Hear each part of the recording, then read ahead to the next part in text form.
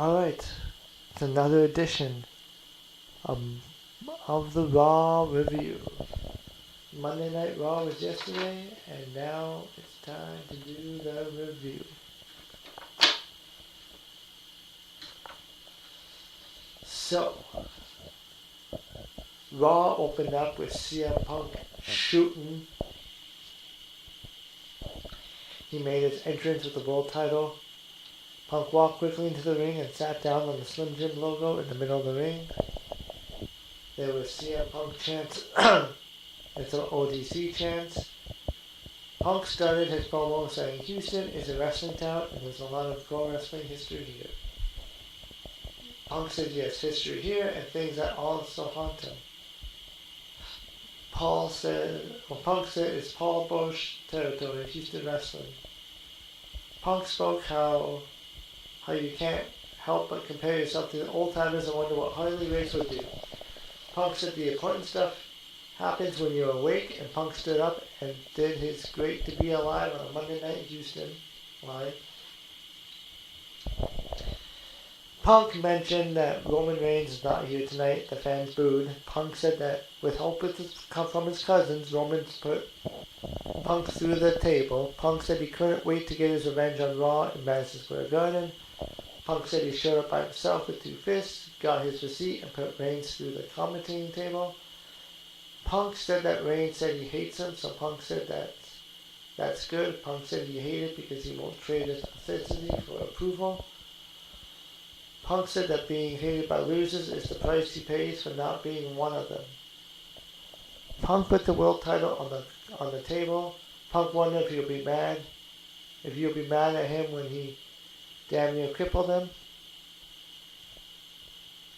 Punk said he showed up and he's an old man. So Punk said he's an old man, but not weak. But yet when Roman Reigns called him old, he flipped out. And then he took his jacket off, got on the table. Punk spoke while the WrestleMania Vegas was in the background. Punk said that his tools are hard fought and Roman's tools are plastic.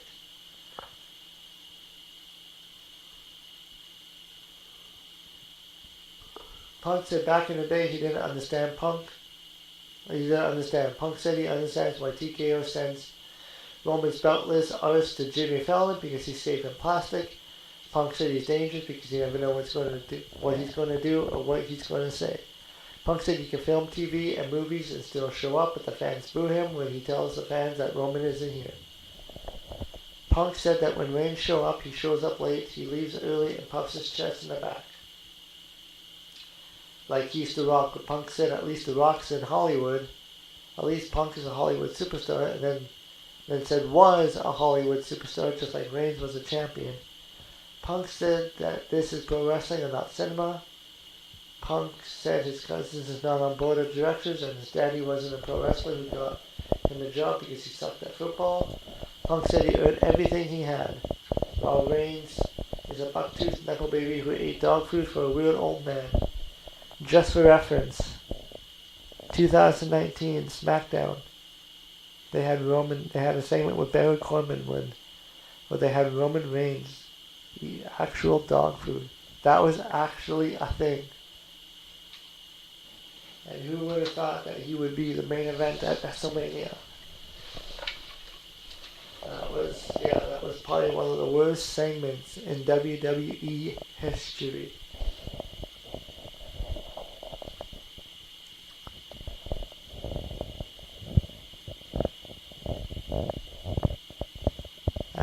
And Punk said that weird old man treated Punk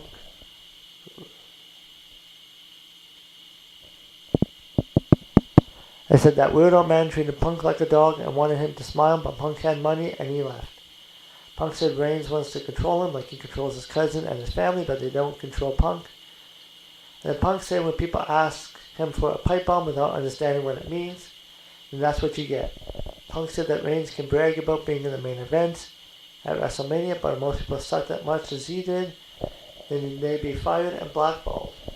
And then Punk stared at the camera to say that he can stand on the bridge and blow it because he knows how to swim. And then Punk talked about Pat McAfee. Punk said that everybody's getting it tonight. Punk said that Pat McAfee wrote himself a check that his no ass cash. Punk said that McAfee should tell the agent that shoehorned Pat into the business to lower the ticket prices. Punk said that he'd be damned if Pat could come to Punk's business and talk to him about putting his artist in seat. Punk said that Pat has a receipt coming to him, and Punk said he wants the tickets prices lowered, so he wants all the families to come and watch him stand on Roman Reigns' throne at WrestleMania.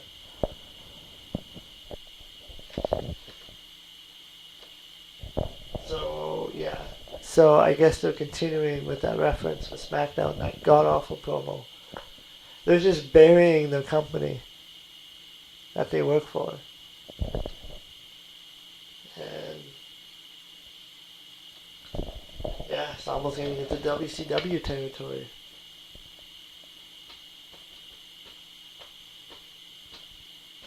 It was a good promo, but then he kind of went off topic a lot. But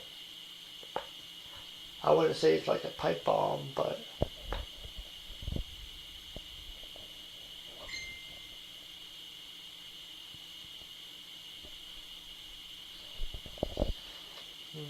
Punk even referenced Vince McMahon without even saying his name.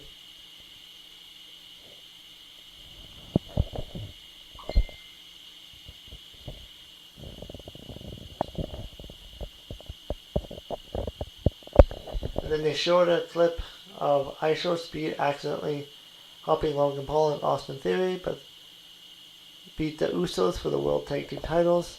That was followed up by LA Knight attacking Speed at his house. LA Knight versus Austin Theory with Logan Paul and IShowSpeed.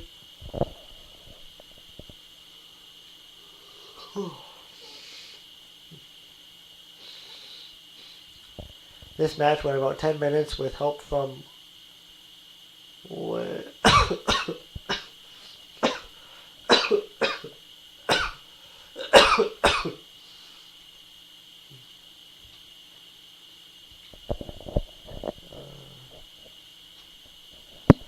Knight interfered in the match. And then Logan Paul was there.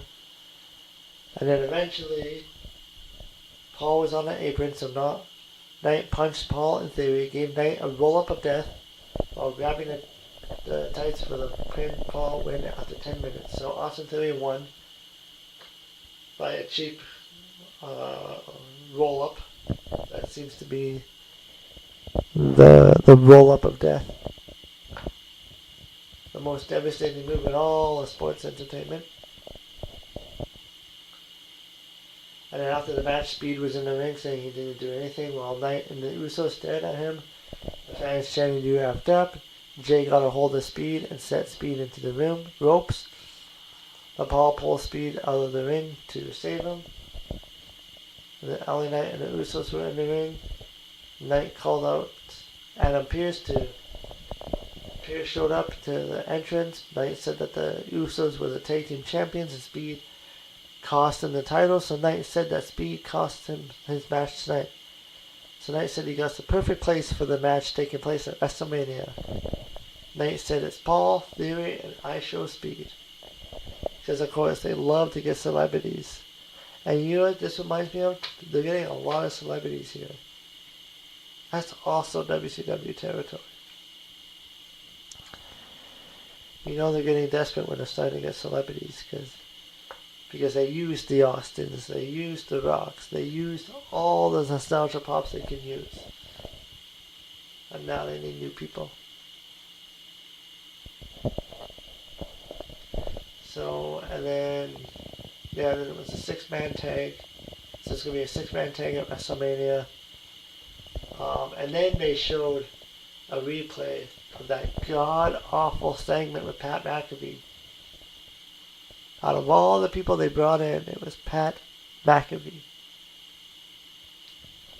Because Randy Orton was saying it was from family royalty. Well, last time I checked, he's not family royalty in the wrestling.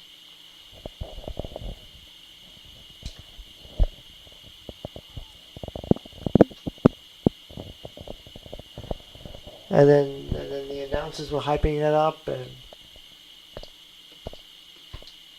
Cole said he was once close with Pat McAfee as they were brothers, and it was one of the most surreal, bizarre, and disappointing things that he's ever seen in WWE. And and then it was just a mess. So it seems to be a mess backstage. And Finn Balor showing walking backstage. Kofi Kingston was arguing with Grayson Waller in the background.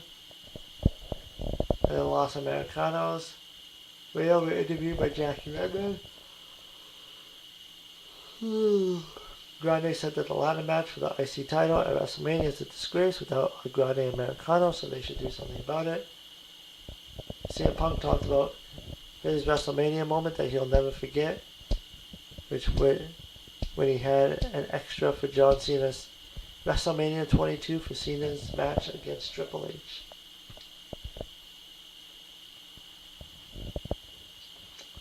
Finn Balor made his entrance for a match with JD Madonna, who was already in the ring, but Dominic attacked Balor from behind. The fans booed that. Balor fought back with punches and threw JD into the ring post. Balor hit Dominic with the elbow. Balor tossed JD over the top to the floor. Dominic hit Fowler in the back with the AAA Mega title. Dominic attacked Balor with a steel chair. And this was a no match. No match from Finn and JD due to the attack. And then AJ Lee interrupted by Becky Lynch. It was Michael Cole who started it off, and then Becky Lynch came in, and Michael Cole took off, and then it was the two of them, and I thought that segment was really great.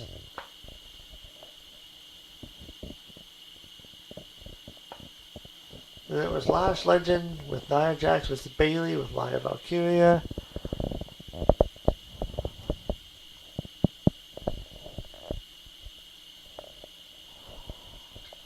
Lash Legend is actually really good in the match. This match only went 9 minutes. Lyra had tripped up Lash on the move. Lyra held onto Lash's foot while Bayley covered Lash for the pinfall win, which I thought was a very heelish move by Lyra. But Bayley got the win, 9 minutes, so both women looked good in that match. And yeah. And then a video package aired about Raw, last week's Raw, when Seth Rollins attacked Paul Heyman with a chair, and then Gunther showed up, pulled Raymond out of the ring, Rollins, and gave Rollins a sleeper. And then Dan Housen made his entrance for a promo when he claimed he won a Slammy Award at the WWE office. Dan Housen claimed he won for most evil, most rich, most handsome, and a bunch of other crap. Dan Housen thanked people.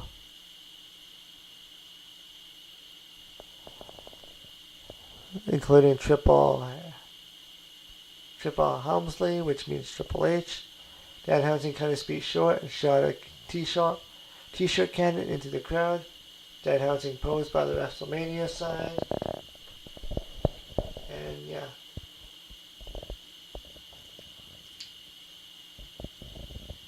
And then Seth Rollins came out, made his entrance. Rollins said he is back at WrestleMania. He goes one-on-one with the ring general Gunther. And he said there's no long history or personal issue between him and Gunther.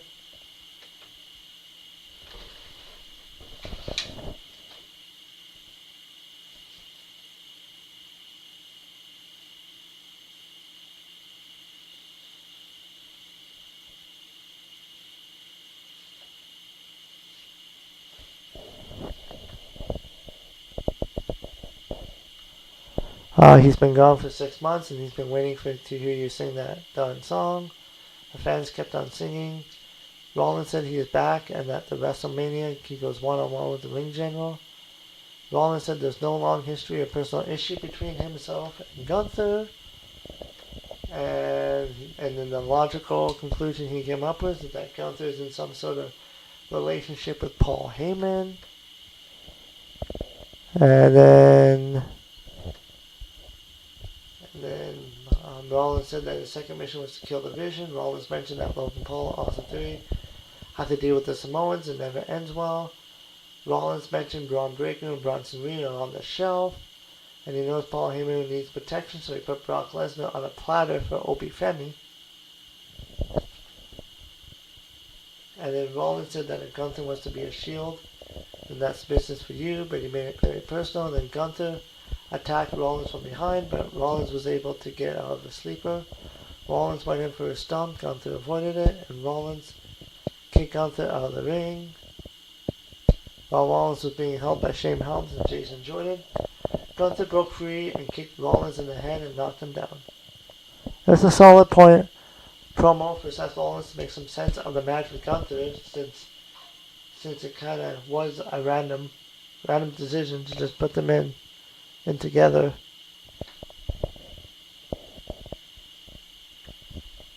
And then Gunther, this was interesting. Gunther was walking backstage where he saw the WWE Hall of Famer Paul Heyman. Gunther looked at Heyman, who said he didn't know why Gunther did what he did at Madison Square Garden. Heyman said he owes Gunther a very thank you. Gunther said it's very personal to Rollins, and Gunther said is glad about it. Gunther said it's personal to him as well. That's not just for the reason he's thinking of. Gunther shook hands with Heyman. Gunther said that Heyman owes him so much more than a big thank you. So I'm kind of wondering if that's going to lead up to Gunther versus Brock Lesnar in a retirement match, if that's going to be like the favorite.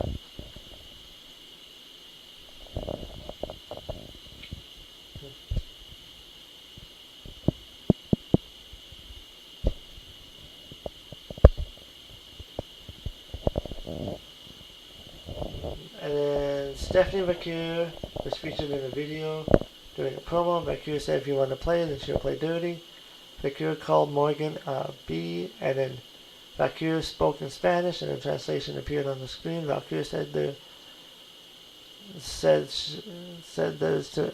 that she's there to inspire girls everywhere to help them forge their own path in life.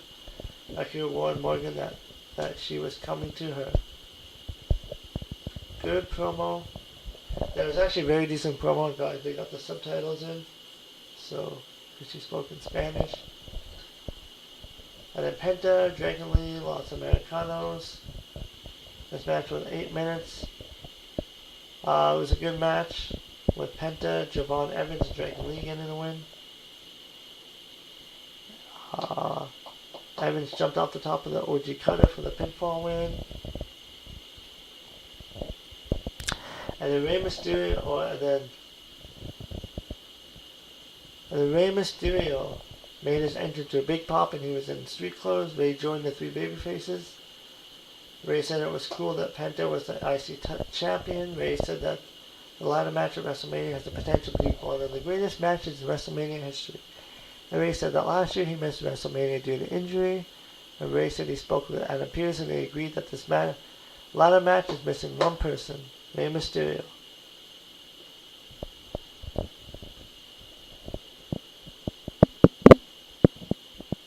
So I guess Rey against Gunther was just a rumor. But they also weren't cleared in time, so I mean they can always do it at SummerSlam, I guess.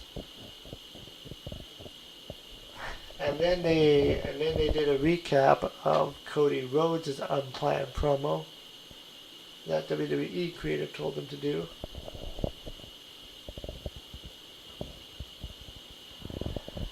And then Bayley, Lyra, Valkyria were interviewed. They were in the back.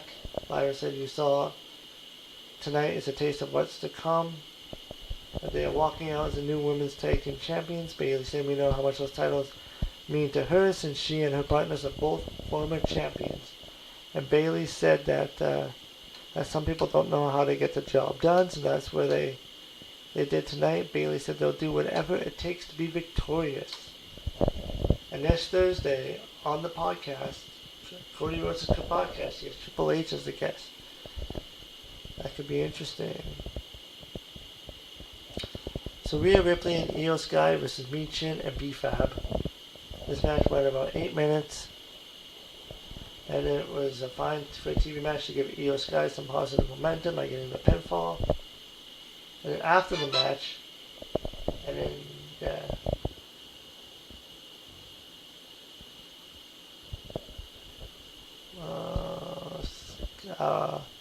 the heel trio attacked Sky. Ripley made the save, but Jade hit a pump kick to knock Rio down.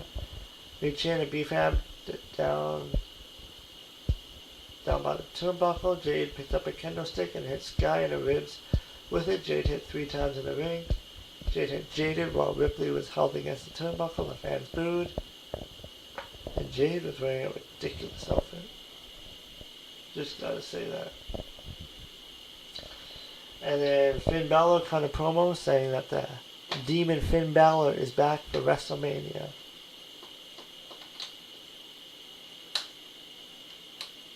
And then Judgment Day was showing in their clubhouse. Dominic wondered what Finn was talking about. And JD said it would be fine.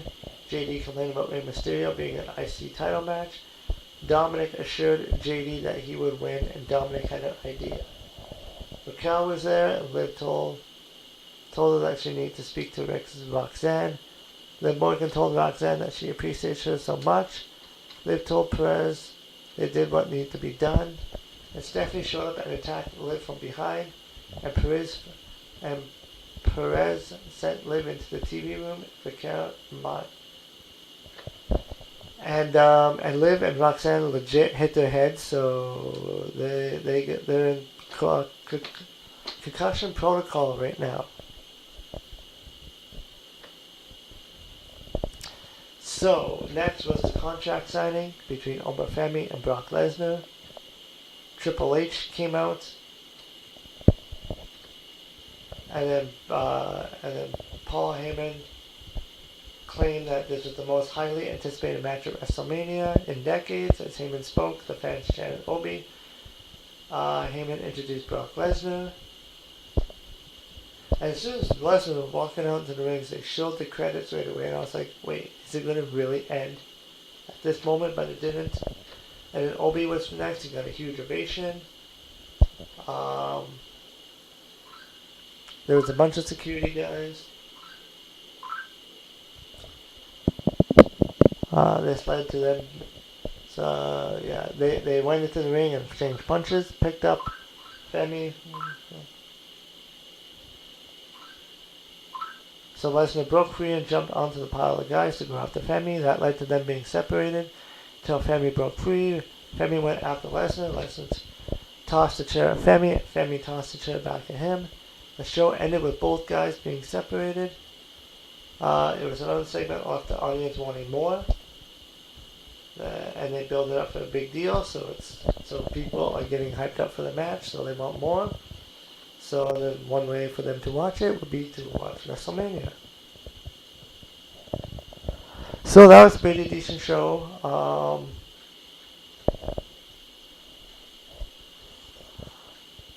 Yeah, I thought the Bailey and Lash Legend match. Legend had a good match. AJ Lee had a good segment with Becky.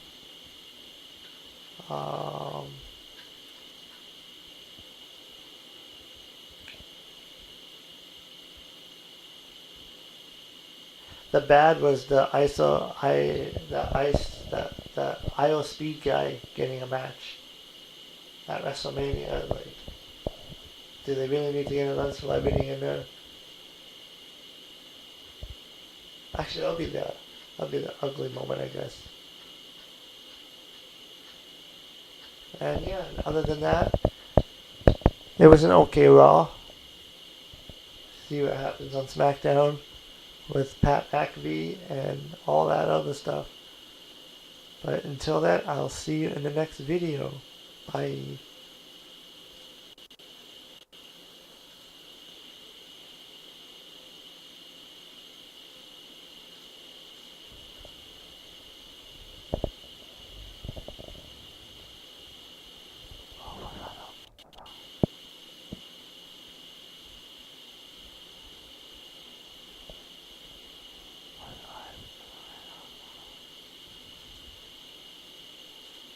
Really? I was alive?